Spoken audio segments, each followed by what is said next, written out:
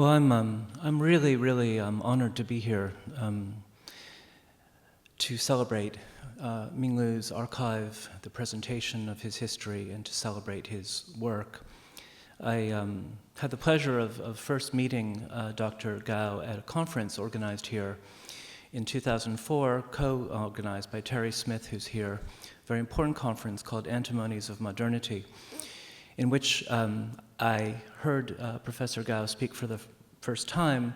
I had seen a bit of Chinese art at various shows and had not been impressed. And here he had put up all kinds of work from the period that the archive downstairs is documenting that impressed me a lot. And I found a sympathy with the conceptual practices I was seeing and learning about a conceptual tradition in Chinese practice that emerges particularly in the generation of 1985, that as a Western scholar of conceptual art and minimal art, I found very intriguing. I then was able to see The Wall, a show that Minglu organized at Buffalo, which really introduced me to Chinese practice. And then I had the opportunity to go over to China at Dr. Gao's invitation to a conference in Tianjin at Taifa, where I then got to meet many artists in Beijing and Shanghai and became more and more engaged with Chinese practice. So I come to this field really as an amateur. But if globalism is to mean anything positive, I think it should mean an attempt to overcome our provincialism and our situation, and to learn about other histories and situations. And that is what my talk attempts to do. My talk is called Red Scarf Children, and it's from a project I've been working on for several years called The Art of Return, the 60s and Contemporary Art and Culture. The project is about, on one hand, the return of the 60s and 70s in the present, why that period seems so meaningful to us today, and has for several years. On the other hand, what I call acts of return, the return to that time by artists and writers, most of whom I've discovered were born during that period, or that period precedes their birth. They're fascinated with a period that they may have glimpsed, but ultimately missed, that they did not experience. And that generation or two of artists, and I'm part of that generation, is something I'm trying to define in this book. The book is about what I call the recent past, or recentness, the problem of a past that's both past and over, and on the other hand, recent enough that many of us remember it in different ways. And you approach recentness, this past that's very difficult to talk about, both as history, as memory, and perhaps in the case of the 60s, as nostalgia, a longing for a time that you missed. So those are some of the hermeneutical approaches of my book. And 60s children, I discovered, the more I did my research, it's obviously an international phenomenon. And I come from the United States, but my research, the art and writing that I've read, has led me to places like Uganda, Albania, to Germany, and to China. And that Chinese part of the work I'll read part of today. And again, that work was triggered by my encounter with the person and the work of Gao Minglu here in Pittsburgh several years ago.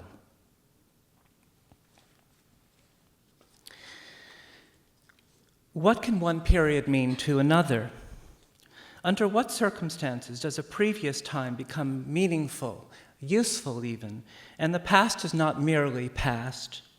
What are the forms of these animations, the mechanisms of these returns? The art historian T.J. Clark refers to modernism as our antiquity. The version of modernism that Clark described in his book, Farewell to an Idea, projects a view of history as a forward motion, a process that we can steer and mold. It supposes that we can cast off a burdensome past, that we can invent new forms, that we can wipe the slate clean. It promises that we can be new. This belief system is now so ossified, we can barely understand it. The modernist future is a dead future, he suggests, whose logic we can't even begin to grasp. Clark's book is a cautionary tale, a tissue of contradictions. Utopic fantasies and dystopic outcomes are coeval processes. Formal innovation and co-optation are linked. From the Paris of year 2 of Jean-Louis David to L. Lissitzky's Vitebsk, to Jackson Pollock's Manhattan, the modernist ideals of social improvement and unfettered freedom are repeatedly betrayed.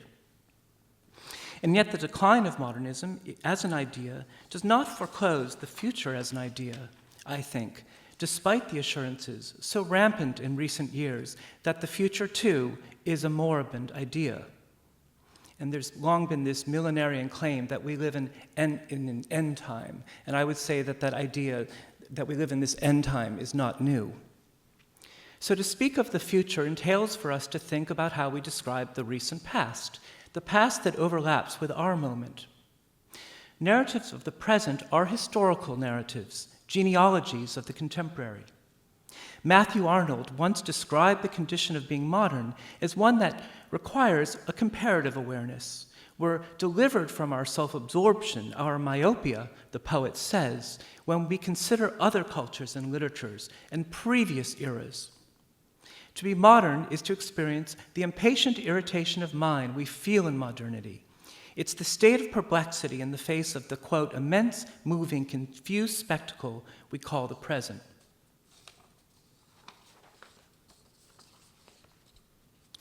Now, there is no past more present during our moment, I think, than the 1960s. If modernism is our antiquity, as Clark insists, then the 60s is indubitably our modernism, or what stands for modernism at present. The 60s is our modernism, I claim, because the 60s represents the memory of modernism, the memory of the dream that we can be new, the dream that we can invent new forms, that we can wipe the slate clean. Futurist modernism did not seem so ancient during the 60s. Utopic longings were not so easily dismissed. The Cultural Revolution was the memory of the People's Revolution. The counterculture here in the West, the memory of earlier utopias. The neo-avant-garde movements of the 60s and 70s, the memory of the historical avant-garde. During the 60s, the imagination was constantly spoken about, lauded, molded into a politics. All power to the imagination, the students of Paris wrote on the walls during the events of May 1968. So what we call the 60s is the last time the imagination was so enunciated, so celebrated, the last time it seemed as if, quote, everything was possible, as the critic Frederick Jameson has written. What was this everything? What made it possible? A new economic order comes into place then, Jameson has argued in a now classic argument, which he described as a transition from one phase of capitalist and technological innovation to another.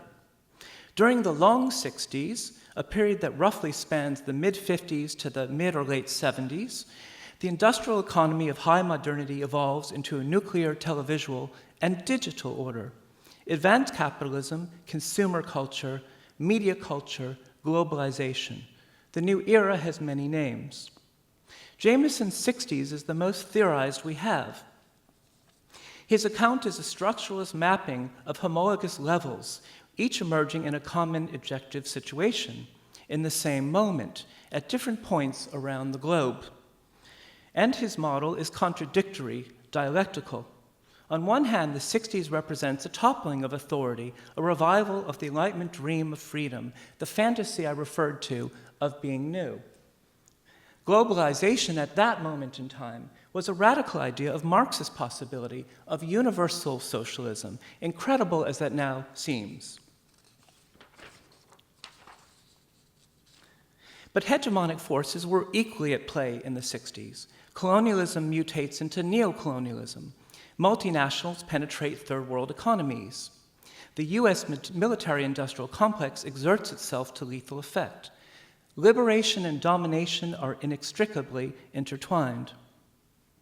The 60s then ushers in an unprecedented mediation, an ever-increasing virtualization of knowledge and experience, an infiltration of the televisual and digital into psychic life, and a depletion of the somatic, the bodily.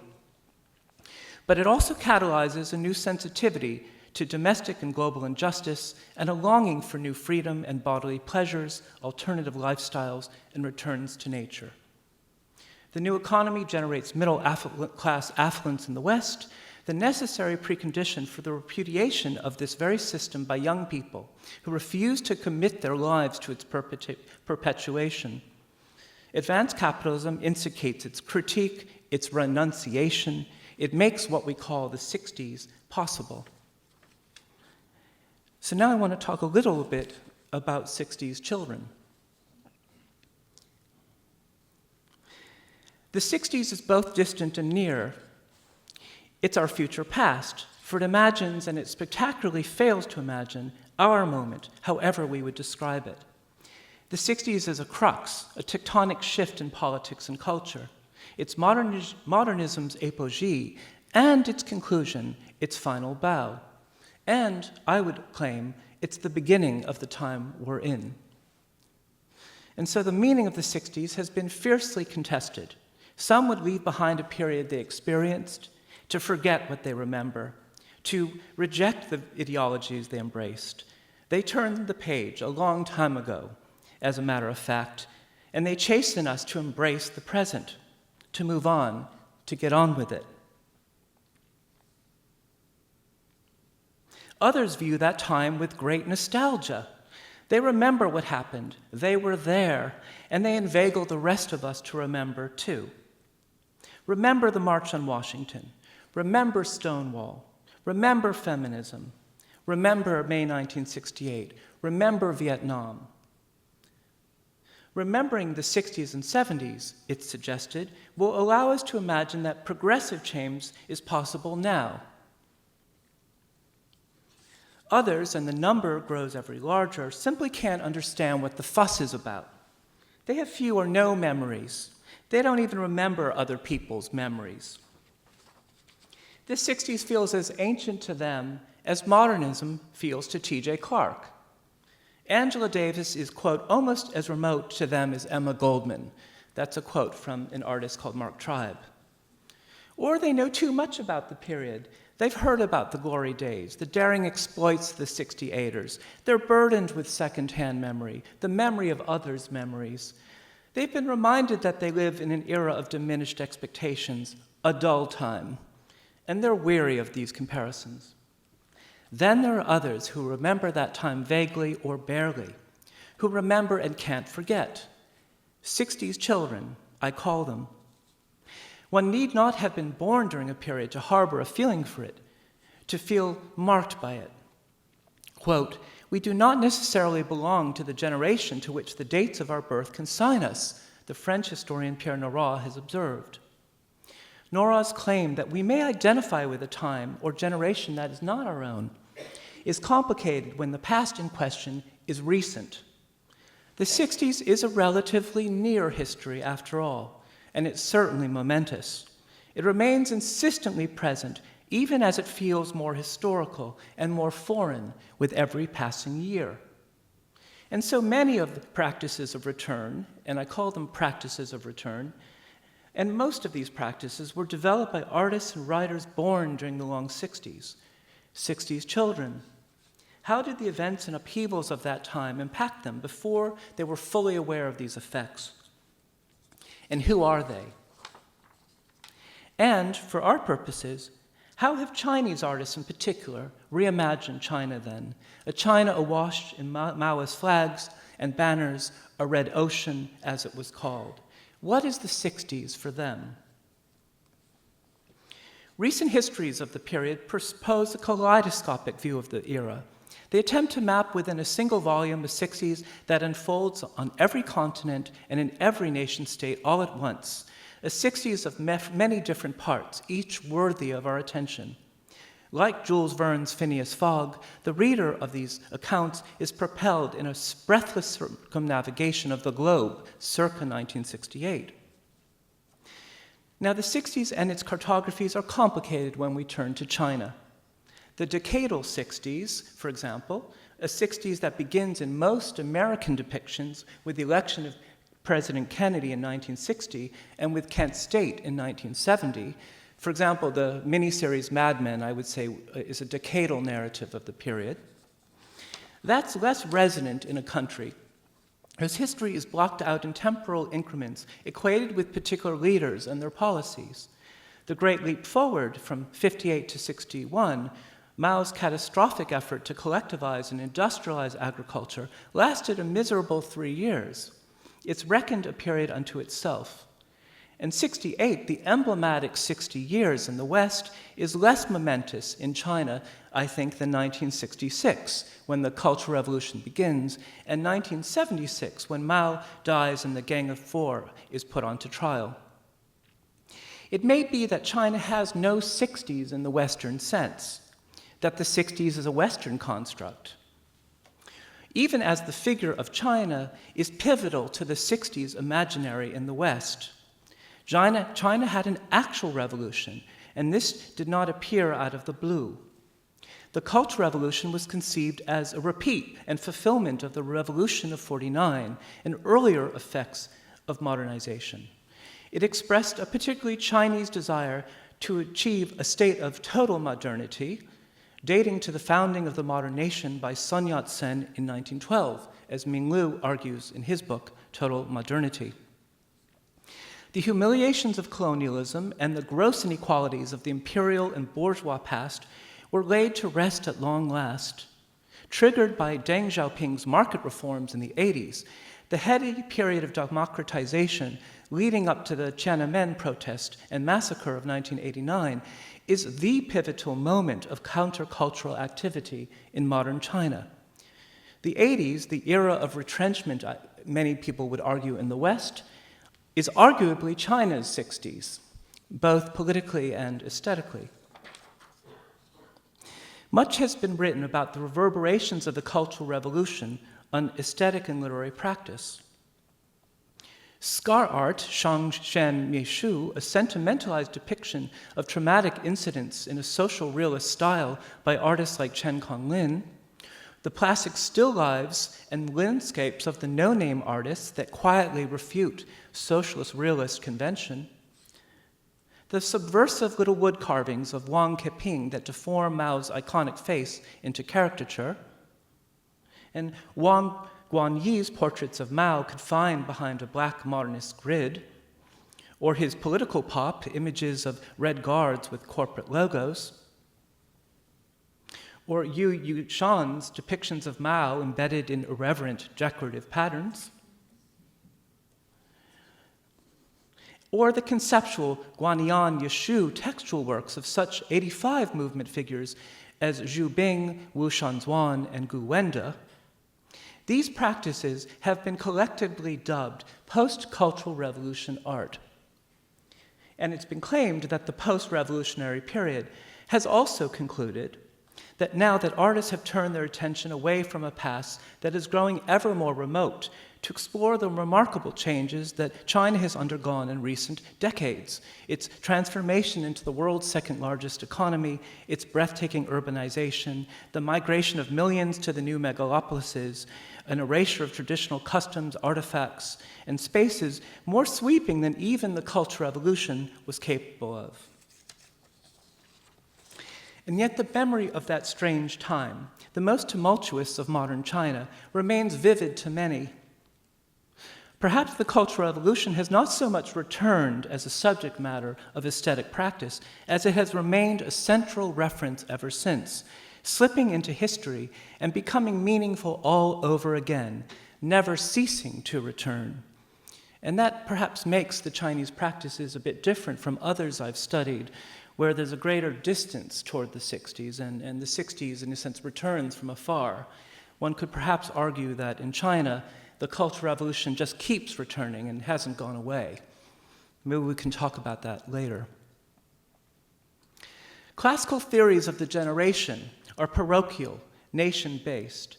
The generation is both a geographical and temporal construct.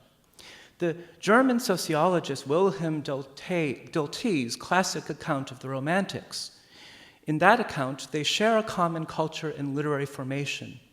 They've studied in the same schools and universities, they've witnessed the same events.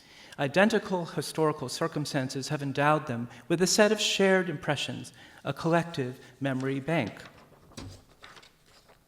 Children born into the Cultural Revolution grew up in the kind of circumscribed milieu that generation theory considers fundamental to generation formation, a pre-internet and largely pre-televisual China of tightly closed borders, a China that subjected its citizens to the techniques of a constant and relentless indoctrination. They were imbued from earliest memory with the memory of another generation and another time, more monumental than their own, the crucible of generational identification, according to Pierre Nora. Consider this passage from the memoir of Zhang Jili, Red Scarf Girl. Quote, "My friends and I had grown up with the stories of the brave revolutionaries who'd saved China. We had often been sorry we were too young to have fought with Chairman Mao against the Japanese invaders, against the dictator Chiang Kai-shek, who ruthlessly oppressed the Chinese people, and against the American aggressors in Korea. We had missed our chance to become national heroes by helping the motherland." They were a belated generation. They had, quote, missed their chance.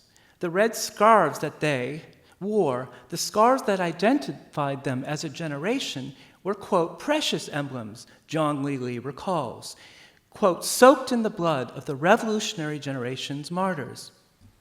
The red scarf, a sort of miniaturized wearable red flag, interpolated the wearer in Maoist semiology. It projected the image of the red scarf child to the child who knotted it around her throat, who perceived her own face in the mirror or shop window framed in a burst of vermilion.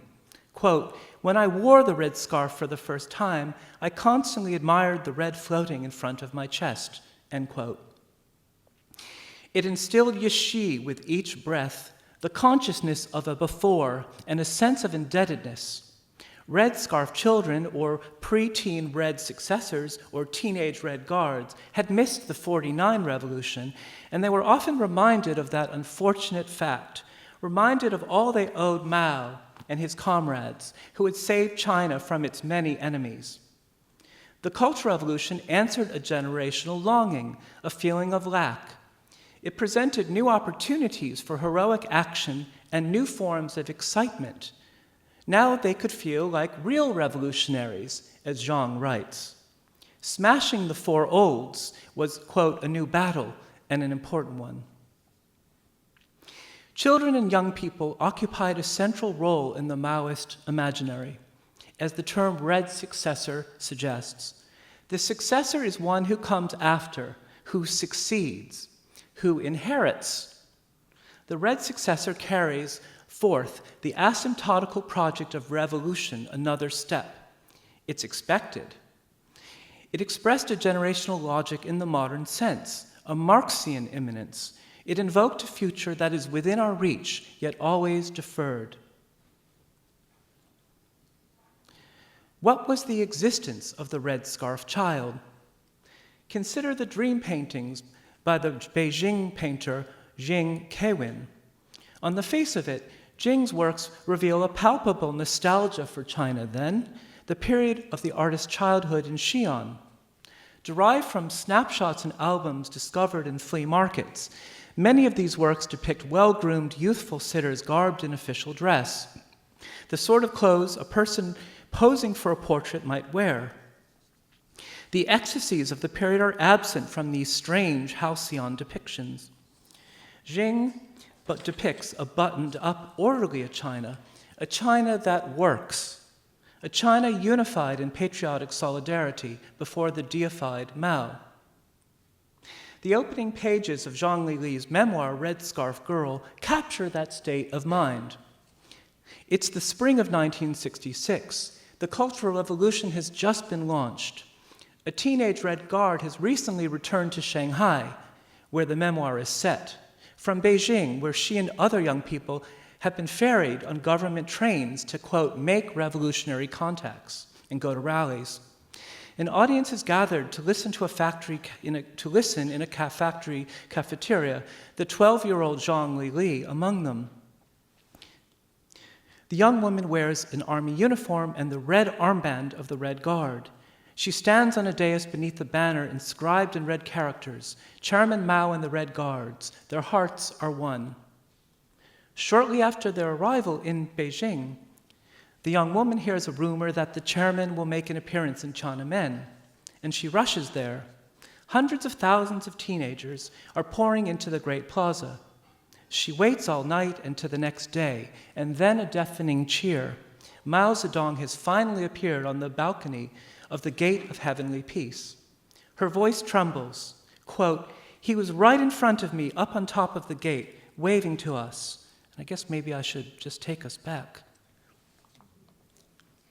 I was crying so much that I could hardly see anything else, but I could see him shining in his army uniform. And then out of all the comrades in the square, he looked at me. He looked straight at me. At the time, anyone who had the chance to see Chairman Mao in the flesh was reckoned the happiest person in the world. Zhang writes, "The story is so affecting that the 12-year-old girl breaks into tears."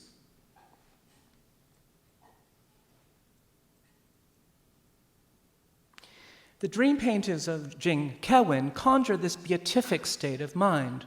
The figures in these works are mostly adolescents and children. Teenage soldiers pose somewhat awkwardly in their starched uniforms. A 6-year-old skips rope. Absorbed in her activity, she floats in a pale blue ether. All of these children wear red scarves. In Dream 2007, number 7, 3 young women, they may even be teenagers, pose for an unseen photographer in front of a tourist site, likely the gate of divine power at the northern entrance to the Forbidden City.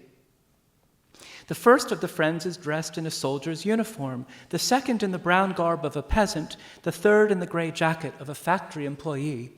Together they represent the 3 types of workers often depicted in propaganda then, summarized by the formula Gong Nong Bing, worker, peasant, soldier. Inspired, like Jing's other works, by a found photograph, the painting conjures in a viewer's imagination the actual women who pose for the exposure and the possible circumstances of their visit. Perhaps they're on a holiday from a provincial town. At the same time, an informed viewer, a Chinese person of a certain age, necessarily perceives these women as types or embodiments of a class-based subjectivity, as Gong, Nong, Bing. The tonal atmosphere underscores such a reading.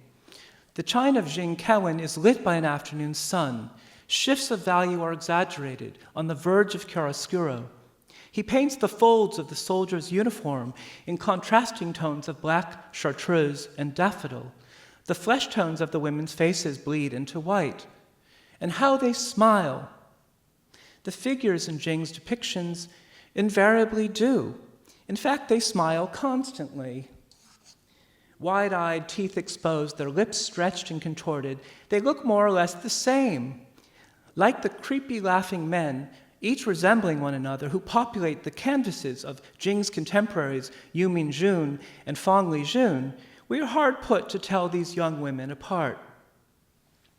It is perhaps decidable whether Jing's works express a longing for this previous China, a China unified in patriotic order and collective purpose that could not be more different from the current regime of privatization and crony capitalism, or whether his paintings are critical depictions of brainwashed girls and boys.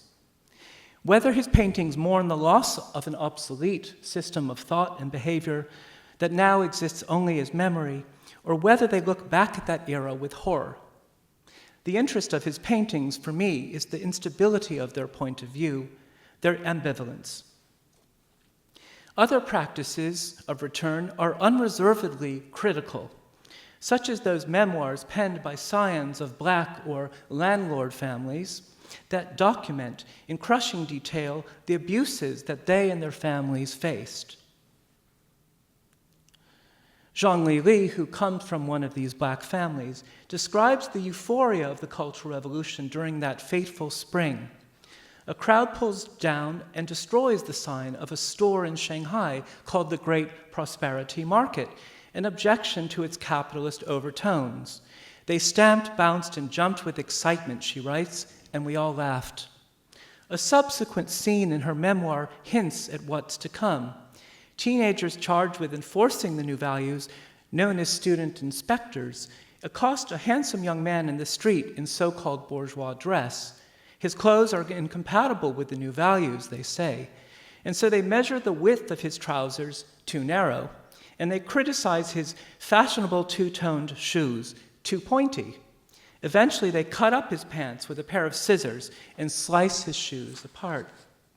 Quote, his handsome face blushed scarlet, then he turned pale. A few times he bit his lips.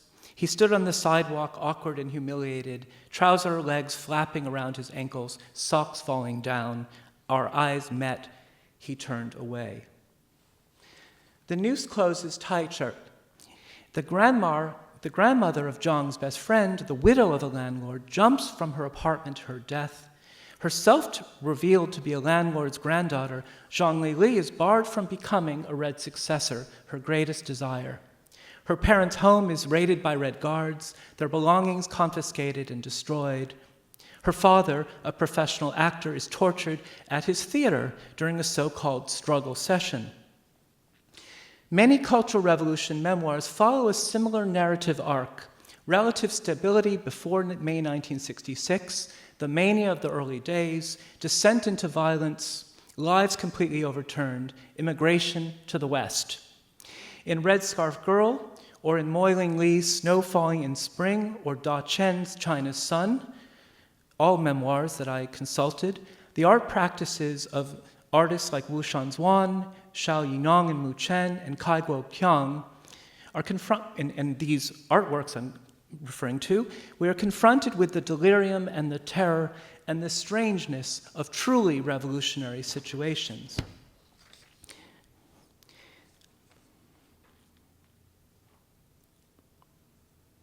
I begin with red humor, and this will actually be the last work I'll talk about today.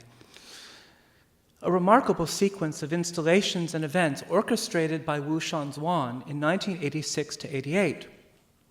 In the most significant of these presentations, Red Character, Big Character posters, Wu covered every surface of a studio with posters painted in red, black, and white bold-faced characters. Executed a mere 11 years after Mao's death, the arrangement instantly invoked to a viewer the simple character posters, or dazi bao, that had once covered the walls of China's public edifices and festooned the nation's streets. Many of these texts were found phrases discovered by Wu and various friends in Zhoushan, a city in Zhejiang province, an archipelago at the edge of the East China Sea. At the artist's invitation, these participants, laborers, fishermen, and fellow artists, selected and wrote down the phrases of their choosing, an important detail as we'll see. Wu plastered these sheets all over the room. Even the ceiling and floor were covered with fake dazi bao. Here and there, a viewer could glimpse Maoist maxims, and some of the texts say things like, exercise in strengths for class struggle, to struggle with selfishness and criticize revisionism, or patriotism and sanitation movement. And another pair of posters declared, develop sports, athletic movement, and strengthen people's health, arranged side by side, as they typically were during the 60s and 70s. During the Cultural Revolution, posters of this kind dominated daily life, but now these uplifting messages have almost disappeared in a sea of advertisements and other texts.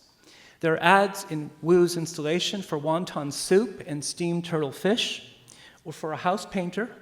Traffic signs, one of them says, watch the shore ahead, or you'll be fined for crossing the street during a red light. Public announcements, notice, this afternoon no water. And private communications, old Wang, I'm coming home. Other posters contained Buddhist sutras, remnants of Chinese classical poetry, and the title of Leonardo's famous Last Supper. And last but not least, an amusing description of the artist who had allegedly decamped from the maritime city, abandoning his artwork. Quote, looking for missing person, Wu Shanzuan, male, long dark hair, wearing glasses, slightly dizzy. Red humor is an emblematic work of the conceptual Guanyan Yishu tendency of the Chinese avant-garde of the 80s, along with Zhu Bing's installation of Book from the Sky and Gu Wenda's pseudo character paintings, which I skipped over. In these practices, the rigid system of representation of the Maoist period has been regurgitated, inverted, decontextualized, canceled, and ultimately, it is often claimed, purged of meaning altogether. Executed a little more than a decade after Mao's death, Wu Shanzuan's installation is a meditation on recentness. On one hand, his presentation of fake Dazi Bao conveys the sense that the Cultural Revolution was already far away. By the mid-'80s, ads and traffic signs were more ubiquitous than communist posters. Revolutionary texts were lost in that streetscape, overtaken by the solicitations of commerce. Red characters, big character posters, marks the obsolescence of the Dazi Bao and the uncontrollable dispersion of language in Chinese cities during the leadership of Deng. The poster for Seeking Marriage has been hung next to the Maoist message, Patriotism and Sanitation Movement. And the white-lettered text, Today's Menu, rotated 90 degrees and placed next to the floor, appeared below the title of The Last Supper, itself written in red characters and rotated to the side. Even a simple public announcement, notice this afternoon no water, inserted into this visual cacophony makes no sense. No single register of meaning, political, commercial, personal, high or low, is permitted to prevail, nor any voice. Who is the I who informs old Wang that he's coming home? Who is looking for the missing Wu Shanzuan? Nor is any one reader proposed. To whom are these appeals addressed? To old Wang? To consumers, diners, pedestrians? To everyone and no one. Wu Shanzuan painted 4 large white characters on large sheets covered in red paint and placed this arrangement on the floor. He painted thick black stripes between the characters, which formed the shape of a cross that divided the characters from one another, stressing their autonomy as signs. Together, the characters spell Wu Shuo Ba Dao, or Hu Shu Ba Dao, a phrase that means nonsense, or more rudely, bullshit. Stated somewhat differently, the characters declared that they did not mean anything, a slightly different reading, or that there was no reader capable of assembling them into sense. Even more, the bloated characters, I want to stress, were the same size as an adult viewer who stood upon them and looked down on them, and who was informed that these characters meant nothing. The tautological reading of that work I just described, the work means nothing, is convincing, I think, to a point. During the Cultural Revolution, the Chinese language was made into a single authoritative voice.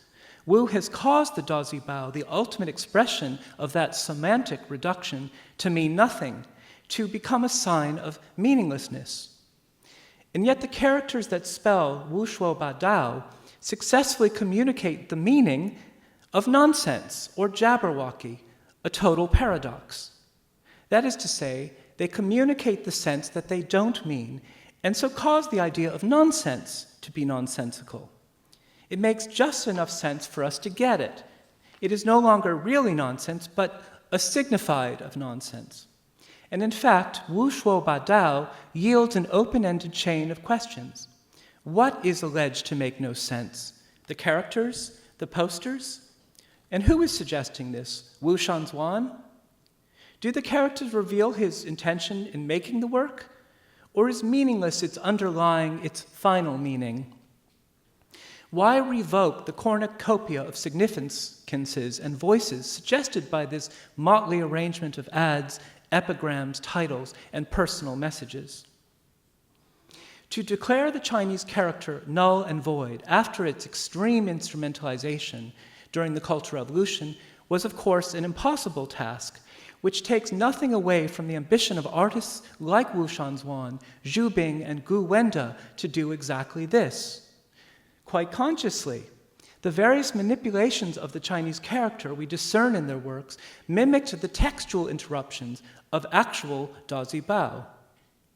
Wu and his contemporaries have made pseudo or phony Dazi Bao, or pseudo characters, to deconstruct the Maoist system of representation. Each of these producers took a distinct approach. Wu Shanzuan, for his part, has attempted to invent a different language outright, an alphabet of what he calls red deficit characters. The red deficit character, Qi Zi, he has explained, stands both for red, Hong, and empty, Kui Kong. It implies that the color red and its cognate meanings, China, Mao, the Cultural Revolution, the red flag, and the rest, have become meaningless signs. It underscores the tautological reading of Wu's project I just enumerated. But Wu, I insist, complicates this very claim. He makes this paradox, red is empty, paradoxical. The red deficit character is a character, quote, whose literal meaning has been deficited. That's Wu Shanzuan. I'll read that again. The red deficit character is one whose literal meaning has been deficited. The character's regular meaning has been pared back. Rather than meaning nothing, it means less than it once meant. It is the remainder of a process of subtraction, the meaning that is left over after its ordinary meaning has been debited. Once the character has undergone this operation, it's able to exist comfortably as itself, quote unquote. It can mean other things, in fact, lots of things. The deficit character of Wu parodies the simplified character.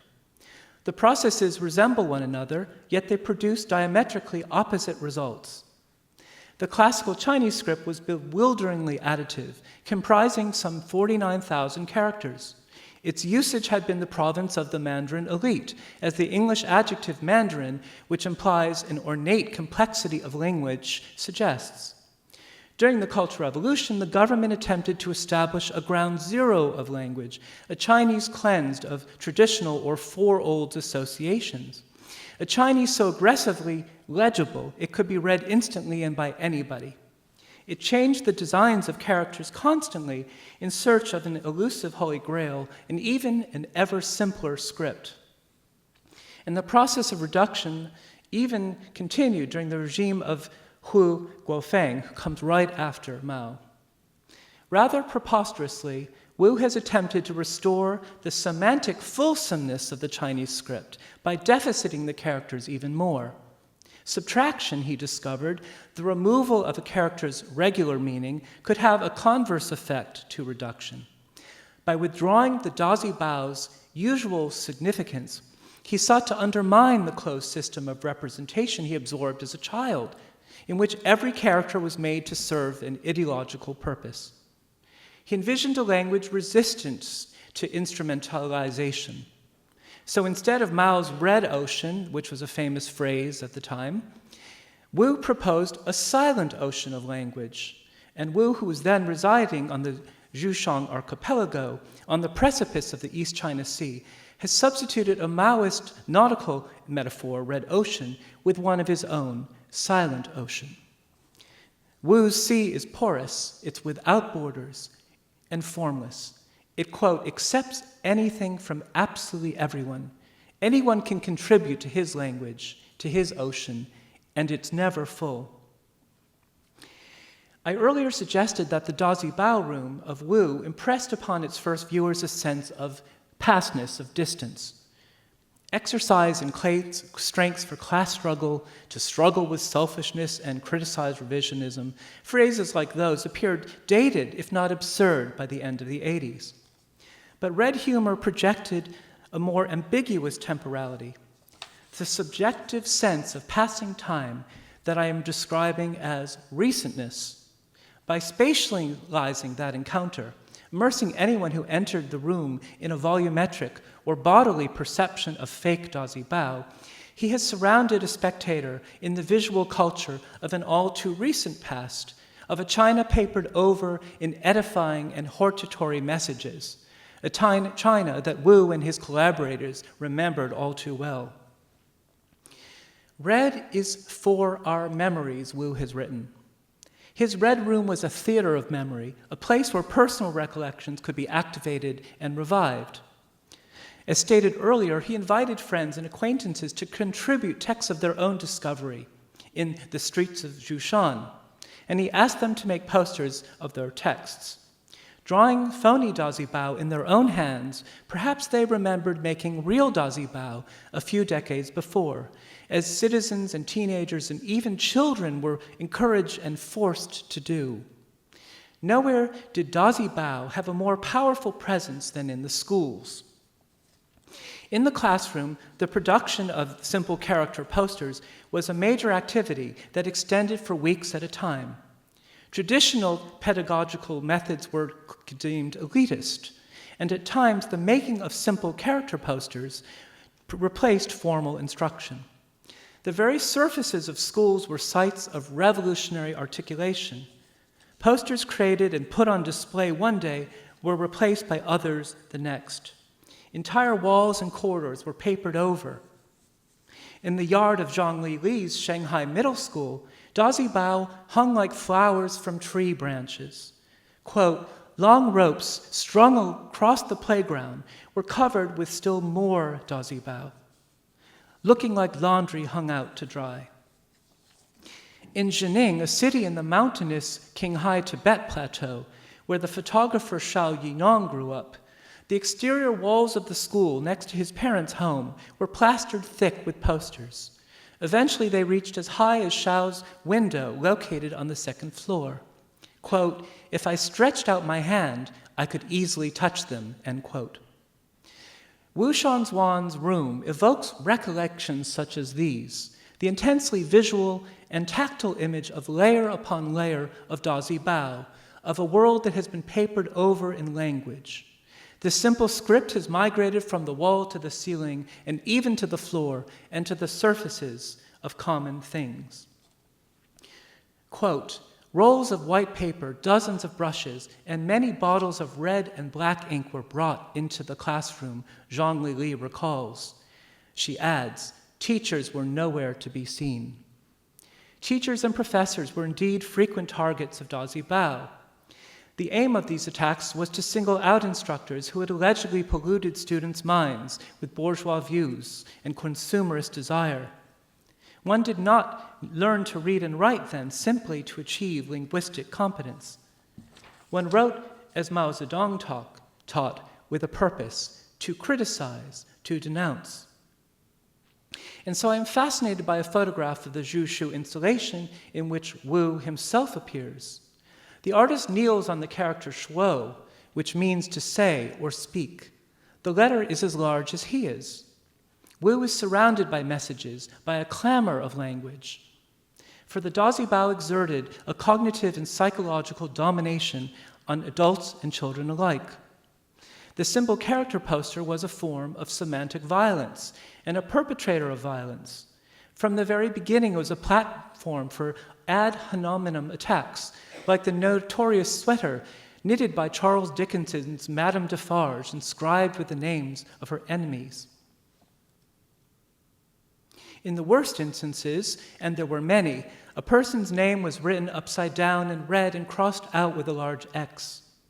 With a simple turn of phrase or inversion of characters, his or her fealty to the revolution was questioned, his or her life placed at risk. By the time one saw a person's name treated so abusively, it was possible that they were dead.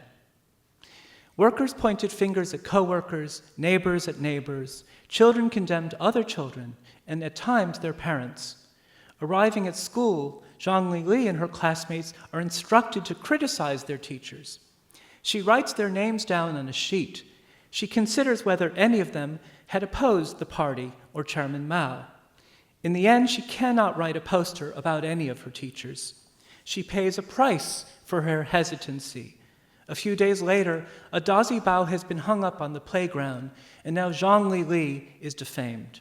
The poster imputes an improper sexual relationship between an older male teacher and, quote, his favorite student, Zhang Li. Quote, relationship, me with a male teacher? A shaft of evening sunlight flashed on my name.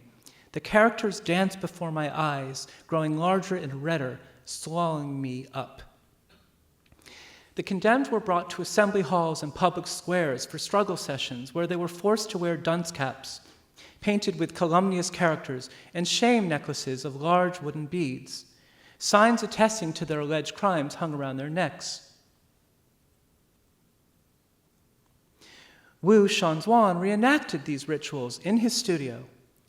He and his collaborators repeated the manichaeistic subject positions described in the Little Red Book, alternating between these roles.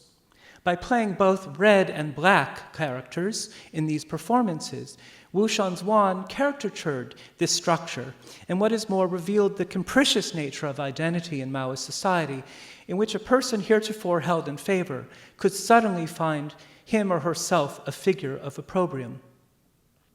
In preparation for his performance, Windy Red Flags, Oath, for example, he created a fake revolutionary meeting hall hung with red flags and fake Dazhi Bao. He played a new party member taking an oath of allegiance beneath a red flag in one performance, and a local party chairman giving a speech in another. Inversely, in Windy Red Flags, Violent Criticism, he appeared as a revisionist, quote, snake demon being interrogated by red guards. Bent over in humiliation, his arms bound behind his back, his character confessed to his crimes. The Cultural Revolution had formally ended a decade earlier.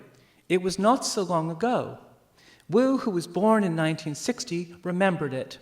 His collaborators remembered it. Visitors to his studio remembered it. His project enforced a cognitive distance between that era and a then present. Yet red humor was equally a meditation on recentness, the time that the British historian Eric Hobsbawm has described as more difficult to describe than any other.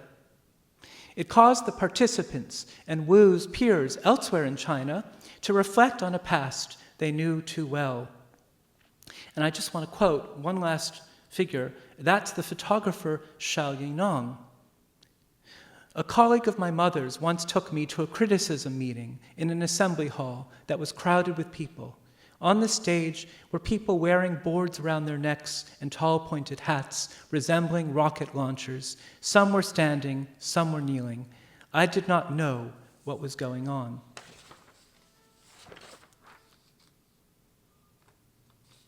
Red Humor, the poster room and its related installations and performances began the process of historicizing the era of the Dazhi Bao, and it incited the memory of a recentness both troubling and terribly vivid. The Cultural Revolution seemed far away, and it felt uncomfortably close. Wu Shanzhuan's project expressed that temporal ambiguity. Since its initial presentation in Jushan, the meaning of his installation has changed. After the events of Tiananmen, Wu emigrated to the West, like so many other artists associated with the 1985 movement. He presented a second version of the work in an exhibition in the United States in 1999. For this, the work's first public exhibition, he mounted the original posters he'd managed to save onto long scrolls. And in the version installed at the Asia Art Museum in San Francisco, the scrolls were unfurled in 2 registers mounted on 3 walls. The ceiling was bare, as was the carpeted floor. So just contrast this with this. The white walls and the track lighting enhanced the elegance of the arrangement. The anarchic feeling, the unbridled messiness of the first version of Red Humor was contained. The addition of new texts, such as the phrase, tear down, located the work squarely in the 90s, when the policy of aggressive urbanization instigated under Jiang Zemin had led to the destruction of old buildings throughout China, as effective an erasure of the past as anything Mao envisioned. A white wooden plaque emblazoned with black letters, such as one often saw at entrances to hospitals or official buildings during the Cultural Revolution and its aftermath, announced the title of Wu's project, Red Humor, while a second plaque bore the talismanic text, "This afternoon, no water." Wu Shanzhuan introduced other elements in the American version, a selection of ceramics decorated with simple characters arranged on a pedestal, and a pile of posters with ads hastily written in polychromatic hues stacked on the floor, a disruption of the original work's Maoist palette of red and black. The traveling version of Wu Shanzuan's work was less powerful, I think, than the original, a redaction of red humor's many parts. Yet it spoke of its own moment and milieu. Transposed from the Jushan studio to museums abroad, from one period to another, it had in effect become a different work, a work that embodied not only two eras, but several at once: the Cultural Revolution, the 1980s, when he made it, and the turn of the millennium. Red humor had itself become a period piece, an artifact of a now defunct Chinese avant-garde, repressed at home, globally dispersed, and of the democracy movement so viciously suppressed at Tiananmen. That's what I have to say. Thank you.